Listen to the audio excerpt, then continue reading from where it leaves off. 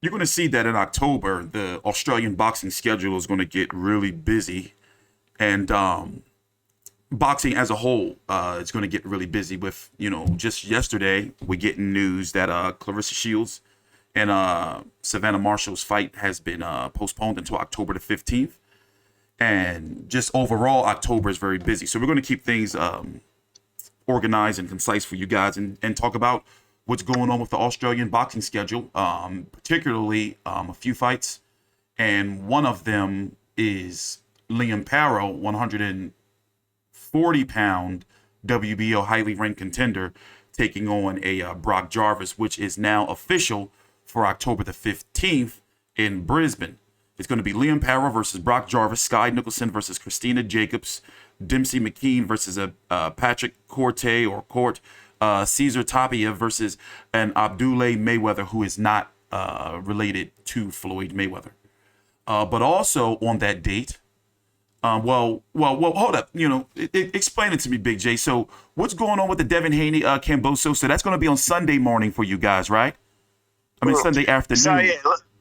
Go ahead. Yeah, Paro Jarvis will happen on Saturday night in Brisbane, October 15th. It'll probably kick off about 7 o'clock. 7 o'clock, 7 o'clock Eastern Standard Time. Daylight Savings kicks in October, so that'll be an hour, before us. So bloody Daylight Savings kicks in again. The following day, on October 16th, will be October 15th in the States still. Cambosis Haney 2 will happen, probably kicking off about 9 a.m., very similar to the first fight. 9 a.m. Eastern Standard Australian Daylight Savings Time. So about how many hours is it between cards? What? If the Saturday one kicks off at 7 p.m., it'll be about probably from the finish will probably be about 11 p.m. and they'll kick off the next about 10 hours. 10 hours between the finish and the start of the next one, something like that. 10 hours, 9 hours. Mm-hmm. So before we get deeper into Paro versus Jarvis, you have Deontay Wilder versus Robert Helenius. Deontay Wilder's first fight back since being knocked out by Tyson Fury. By the time they step into a ring about a year ago, it was at about October 9th of 2021. Then you have the fight between Clarissa Shields and Savannah Marshall. That's also going to be on October the 15th in the UK. That was postponed because of the Queen's passing. You have Hasim Rahman versus Vitor Belfort over on the Zone. You have Oscar Rivas taking on Lucas Rosenach. That's for a Bridgerweight title. But basically, it's extremely busy. And we talked about it before, but now that we have the full official card announced, how do you feel about the card? Paro versus Jarvis. And the second part is, how do you think it's going to do? Financially, with the media being split all over the world. Well, honestly, who the fuck thought delaying Clarissa Shields, Savannah Marshall was a good idea in the first place? And second, who the fuck picked that date? It's busy as all batshit. Yeah. So, I mean, you are literally going to have 24 hours of boxing with maybe 6-hour break, because Paro will finish around midnight. This is an Australian time, around 11:30 midnight. Then about 6 o'clock in the morning, Shields Marshall, maybe even earlier, 4 or 5 in the morning, will kick off. That'll go till when Haney Cambosis 2 kicks off. And then you've got the fit Deontay Wilder versus Old Mate in there. Like, aren't people doing their research? Yeah. So, for us here in the States, basically, I'm going to be working from about 5 a.m. in the morning all the way up until about 2 a.m. at night. Yeah, it's going to be non-stop for you. I'm lucky I only have to do 2 cards. Yeah. So I'm not going to Paro Jarvis to Brisbane and then come back to Melbourne the next day. Fuck that. So for the how I think it's going to... Oh, wait. But for the American viewers, basically for me, my day is going to start with Liam Paro versus Brock Jarvis. Then I'm going to roll right into, I'm going to have a few hours break. And then I'm going to roll right into Clarissa Shields, Savannah Marshall. And then after that, I'm rolling into 2 cards between Wilder Helenius and Devin Haney and Cambosos 2. Wild. Exactly. And that's going to be a juggling act depending who's on the undercards. Correct. Yeah. So exactly. Like what gets and if somebody gets it's going to be wild. So here in the States, the Wilder Helenius fight is going to be on pay-per-view. And Haney Cambosos is going to be on regular ESP, and they're going to be competing cards. But go ahead. What were you saying about how do you think it's going to do? Because I'm interested. This arena, like, will they even be able to sell this joint out? I don't know. I dare say they're probably, because up there in Queensland, they probably will for the sheer spectacle of it. Mm-hmm. But then again, Liam does have a good following in Brisbane. Brock's a Sydney fella. Sky Nicholson's originally from Brisbane, around that area. So yeah, they'll get. It's only a 4-fight card, but they should do an all right crowd. But media-wise, it'll be on the Zone. I don't think it's going to do very well at all. Yeah, so you have Dempsey McKean. Okay, so here's the card again. I have it pulled up on BoxRec. Liam Paro, Brock Jarvis, that's the main event. Abdoulaye Mayweather versus a Cesar Tapia. Dempsey McKee versus a Patrick Corte, and Sky Nicholson versus a Christina Jacobs. Sky is from Brisbane. Mayweather is from Brisbane. Where is Dempsey McKean? Dempsey McKean is not. He's not. Gold Coast, around that area. Okay, Gold so he's Coast, around the area. Gold Coast, Brisbane. Okay, so they did stack it up with the local talent that they have, but is that enough to make this, a card where fans, are going to, like really tune in? Hard to say. I mean, locally, yeah, probably, but I don't think it's going to do very well nationally, internationally, because as I said, Haney Cambosos is the next day. Yeah. So, and I don't know how anyone's going to see it, because I don't know if Fox Sports is going to put it on KO Sports for free like they probably do, because most of their other Zone cards they do. Mm-hmm. But this is a card directly in Australia, so I don't know how that's going to work out. And even from my side, this may be a fight card that I may not be able to cover because I'm going to need my rest until the next day. And that's how they're dividing media with this. I understand. They were targeting a September date, but yeah, that's right. That was yes, I'm wondering if maybe this was the only arena and the only time that was available. I don't know. It has to be, because I don't think that they really wanted to go on this date. I'm thinking they were forced to have this date. Yeah, as we said in the last video, it's a speculation that No Limit chased them off, because they originally were going to go for September 24th. Mm-hmm. So, yeah, I believe so, or around that date. And No Limit put on their card with Gallen fighting Hodges and Ben Hannett the same night. Yeah. So, yeah, I mean, I feel sorry for all the fighters, because they're just not going to get the exposure. Because internationally, I don't think it's going to do very well at all, because I think the only person internationally on that card is Sky. She lives in England, so her British fans will watch it, but bar that, on an international level, who's going to watch it? Because no one knows. Paro's never fought. He's fought once. People don't really know Paro. Yeah. People don't really know Brock. The others, actually, the fight that I'm looking for best is the Mayweather fight against Cesar, the Mexican bloke. Yeah, Cesar. That'll actually be a good. I think that'll probably be the fight of the card. Honestly, I honestly think that'll be the fight of the card, because those two blokes are very good fighters. I think Cesar bumped off Reynold Quinlan there at one point. I'm pretty sure he did. Yeah, he did. Last March, twice. Yeah, he's a good fighter. So I think that fight's going to be an extremely good fight. Yeah, the rest of the card, Sky Nichols fighting Mousy Jacobs. Mousy Jacobs fought Beck Hawker a while back and lost. So, yeah, probably another, just building up the resume fight for Sky. I'd like to see a fight like Beck Hawker in the future, personally. I think that would be a real good fight, personally. Yeah. Dempsey, he's fighting this German bloke who I know absolutely nothing about.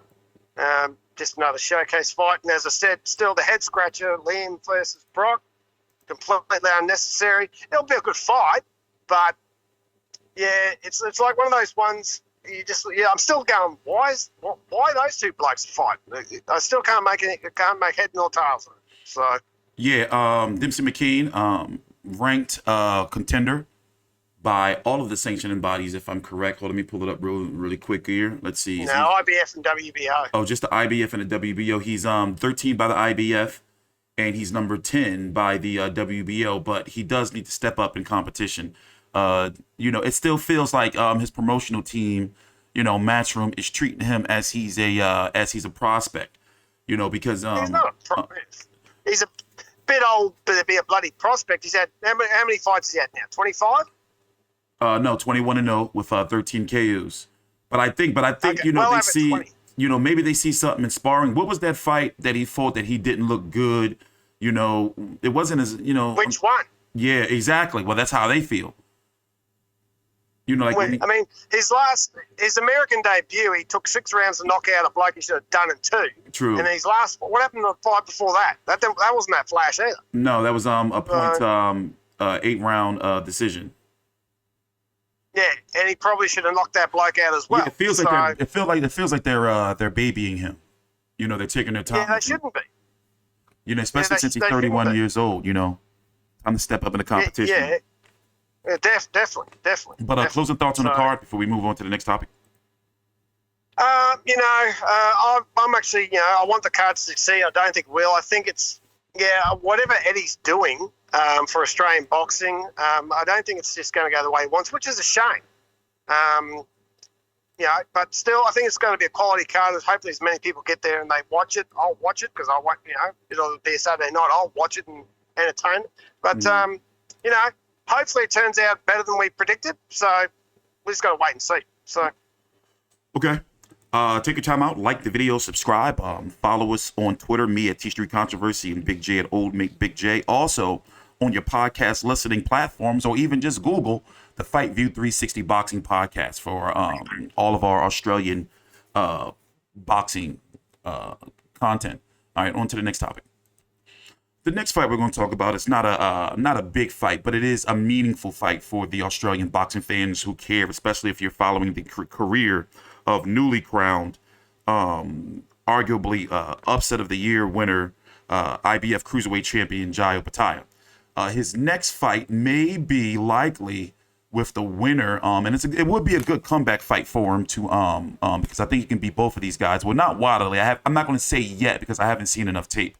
But Jason, and excuse me if I'm pronouncing a name wrong, but Jason Whateley or Wadley versus Wadley versus a Mateusz Masternak for the IBF eliminator. Now I've covered Masternak multiple times when he fought. He's 46-5 with 31 KOs, 35 years old, Polish fighter, and I'm just a little bit shocked that he's only 35 years old. I've covered him against Junior Dorticos, Ismail Salak. I've watched that fight, didn't do a video, but you can find a video of me covering him versus Tony Bellew on the channel. He's got some credible fights against Jean-Marc McCormick. He's Gregory Drogs. He retired under mysterious circumstances, but he stopped Masternak back in 2013. Former WBC champion at cruiserweight. After him, the division pretty much went to shit. But very credible, solid Polish fighter with a heavy Polish fight following. And what are the details of the fight? When it's supposed to be when is it supposed to be happening, and where? In Poland on the 29th of October, so Polish time. It'll most likely be 30th of October in Australia. So, and Polish fans, they take boxing very seriously, or at least I know here in the States, between Chicago, New York, and Philadelphia, they come out heavy. I've been to a fight in Philly where you had Mashoud Salusky take on, I forgot who he fought. But anyway, big turnout. Definitely in Chicago, for Tomas Adamek when he was fighting up in there, Adam Kownacki up in New York. So it's going to be a big crowd likely for this fight, especially since it's a title eliminator. So what do we know about this Jason Wadley? He's 10-0 with 9 KOs, 31 years old, listed at 6'5". What do you know about him so far? Decent fringe contender. I think he's ranked, 9 or 10th with the IBF at cruiserweight. Like I was actually he's 10th. He's 10th by the IBF. Let me check the WBA, and he's not ranked by the WBA or the WBC or the WBO. But Masternak is ranked number 4 by the WBC. Not by the WBA. He is ranked number 5 by the IBF and number 7 by the WBO. So wait a minute. So this may not be, as I'm looking at it, and I have a better understanding now. This is not going to be a final eliminator. This is going to be an eliminator for the title. So the winner of Masternak versus Whateley is likely going to have to fight the UK's Richard Riakporhe and Chris Billum-Smith winners, which both of those fighters I cover on the channel. So if that's the case, then both of these guys, no matter who wins, I don't know enough about Wadley yet. I'm not going to, say it yet, but I would pick Riakporhe or Chris Billum-Smith to be the favorite over either of these guys. Yeah. Yeah, it was my understanding. I thought that I saw a tweet from Main Event that this was the final eliminator. The winner gets Jai Opetaia. Well, it says it here. Okay, it says it here. I'm reading it now. It says Australia's Jason Wadley and Masternak of Poland have been ordered by the IBF to face each other for the number one position in the rankings. The winner will become the mandatory challenger. There you go. The winner will be the mandatory and get Jai Opetaia. Okay, but this article's from May of last year. But okay, all right, but it's already been ordered. So there you are. It has it. It has it. And also Chris Billum-Smith and Richard Riakporhe, they can go different routes anyway. Yeah. Yeah, well, the winner of this fight will get Jai Opetaia, and Jai Opetaia will beat both of them, so it doesn't really matter. Yeah, there you go. Yeah. I've seen Jason Wadley fight. He's an okay fighter. He's had a couple of squash matches where he's knocked out blokes in a round. So I don't think that he could hang with Jai Opetaia. I don't know if he could get past the Polish bloke, but who knows? I mean, the Polish bloke's had 60-something fights. So 50. At 35 years of age, you think he'd be at the end of his run, but he has to prove that in the ring. But even if he wins against the Polish bloke, I don't think he's going to get past Jai Opetaia. Yeah. So I don't believe it'd be good if he does fight Jai Opetaia, because that'll be the first time in a decade two Aussies have fought. Two Aussie blokes have fought for a world title, and ironically again the IBF, because there's only been 5 Aussie on Aussie bloke fights. Mm-hmm. 3 of them with the IBF, 2 of them with the WBA. So, okay. So it'd be good if he does win, but if not, Jai Opetaia will beat both those blokes anyway. So, okay. So, next topic. Once again, take your time out, like the video, subscribe. You can search up the Fight View 360 Boxing Podcast. We are fully monetized and legit, and we are available on Google, Apple, Spotify, iHeart, and all of your podcast listening platforms. Next, some quick hits. What's going on with Shannon O'Connell and Ebanie Bridges? Bids are still happening. Bids will close on the 14th of September, and I dare say not too long after that, they'll have the announcement of when and where the fight's happening and who won the bid. So, okay. So I'm tipping No Limit are going to win it. I mean, they'd be crazy not to. They'll probably, mortgage everything they've got to secure the fight. Yeah. So, well, we've seen that No Limit, that they can make moves, as we've seen with them getting Tim Tszyu, that mandatory spot, and also the Paul Gallen pay-per-views, and the fact that Tim Tszyu and Jamel Charlo here in the States may be on pay-per-view. So I don't know what's going on with Main Event, in a good way, but, they're showing, as Jeff Jarrett would say back in WWE, they're showing some stroke. Because they definitely, have been making moves. So what's going on with that Dennis Hogan card? That what is it again? You said it's going to be 20 fights in how many hours? Something like that? 20 fights, 10 hours. I think it'll kick off about midday in Newcastle, and then it'll just run through. It's it's supposed to be a 25 fight card, but I dare say that'll probably change. I don't see that happening. Okay, and when is it supposed to be taking place? When or where? October 8th in Newcastle. Okay, got you. And Harry Garside, he's off of the Paul Gallen card? Yeah, Paul Bugger's got a hand injury. Mm-hmm. So he's unfortunately had to withdraw from his fight against Miles Teleski, I think his name was. Okay. I think that's right. I hope that's right. He's had to unfortunately pull out against that. He'll be back. No Limit will have another card in November or something. So if they secure Shannon Ebanie, they can throw him right onto it. She'll be right. So, okay. So He'll fight again before the end of the year. Don't worry about that. And that is the card where Paul Gallen is supposed to be headlining, fighting two different fighters, Justin Hodges and a Ben Hannett. Have you heard anything about? That's going to be on September the 15th.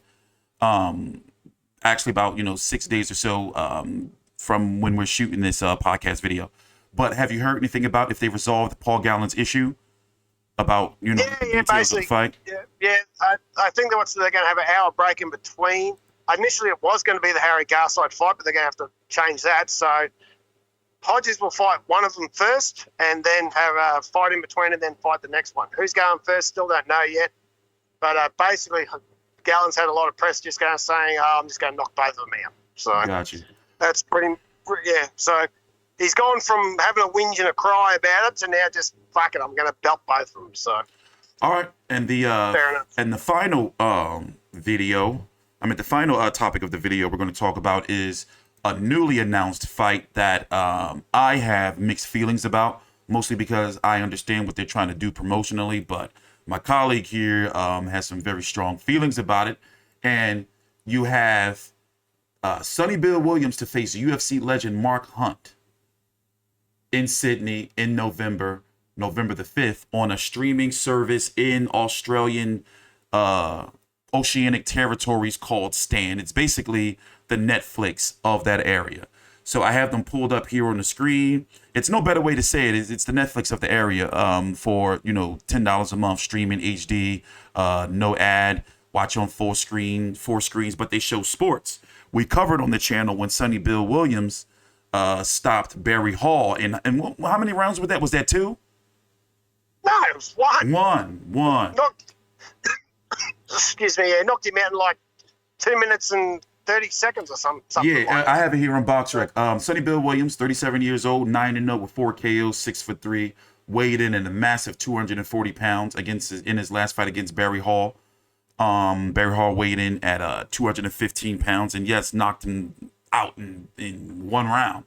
So it was his second fight back after a 6-year retirement. So he had his first fight back in June of 2021. And then his second fight was in March of 2022. And now in November of 2022, getting his 2 fights in for the year, he's going to be taking on 48-year-old UFC, the Super Samoan, Mark Hunt, whose UFC record or mixed martial arts record was 13-14. So I'm going to let you take it away.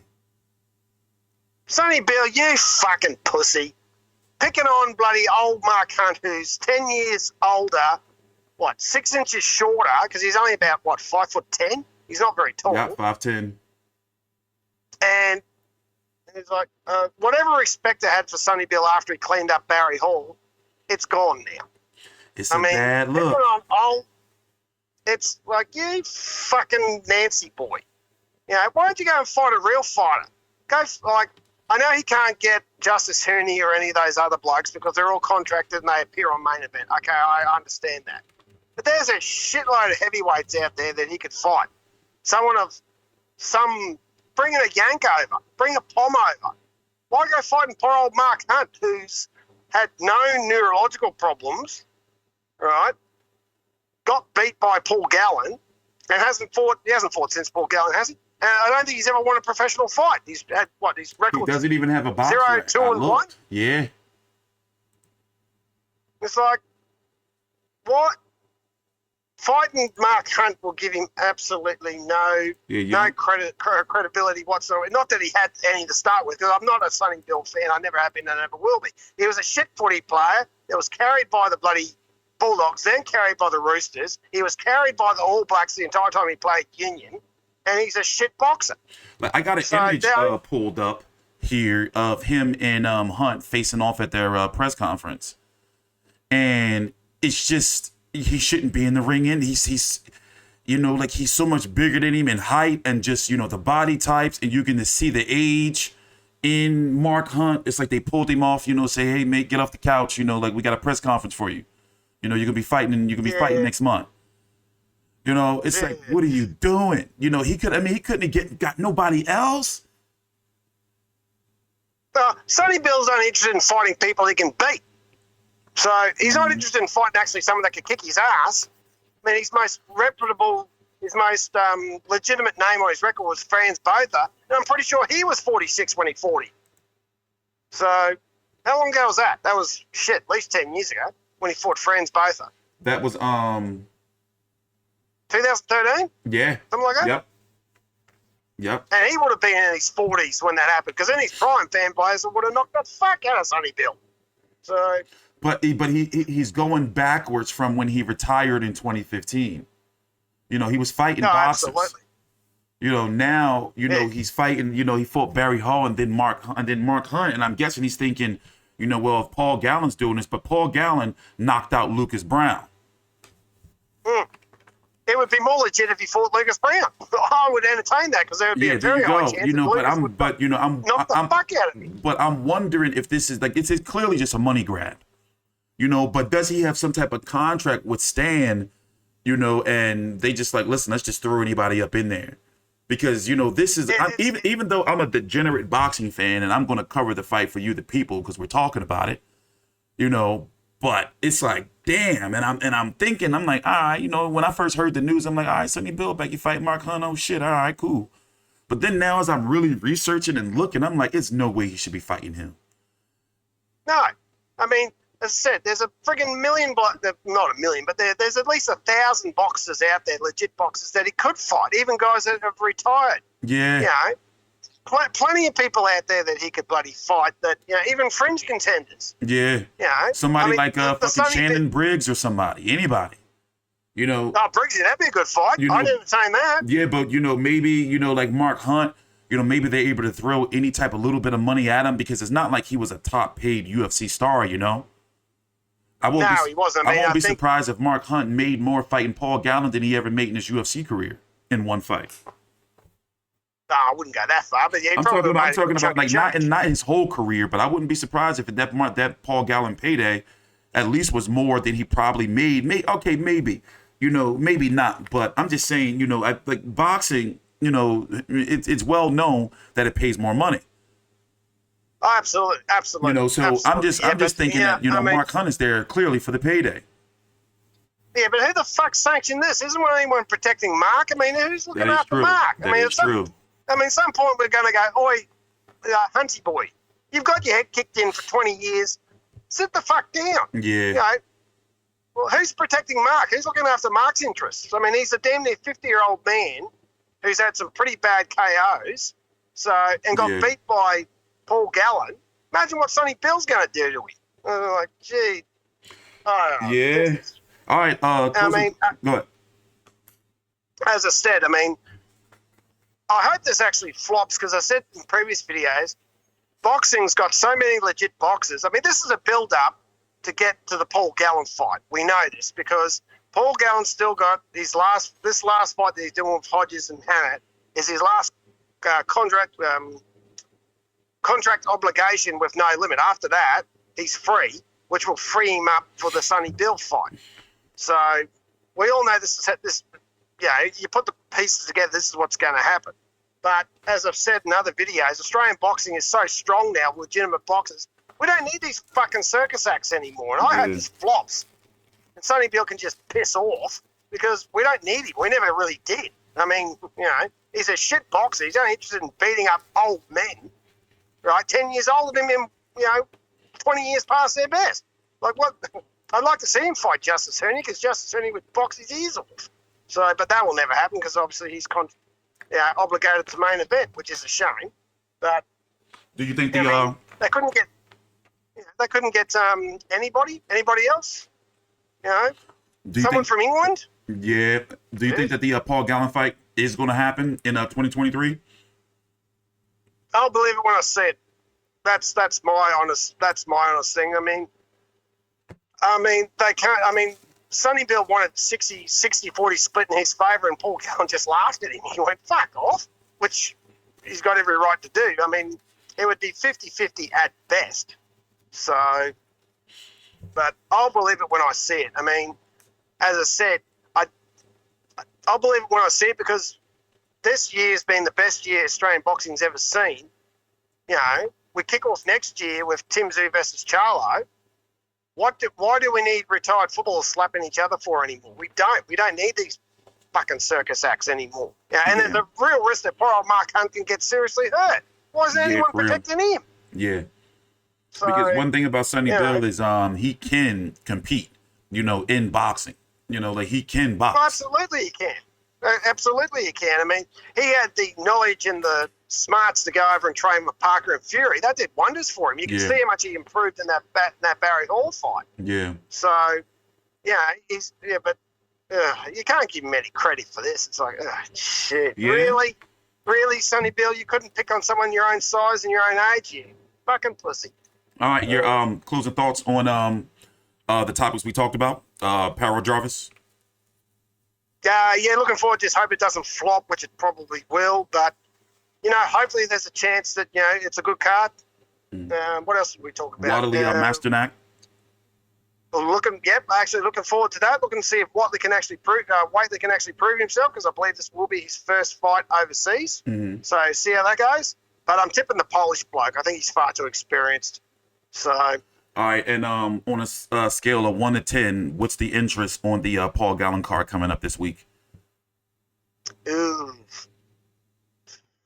Now that Harry Garside's out, probably maybe a 5. Yeah, okay. I mean, there's been so much happening.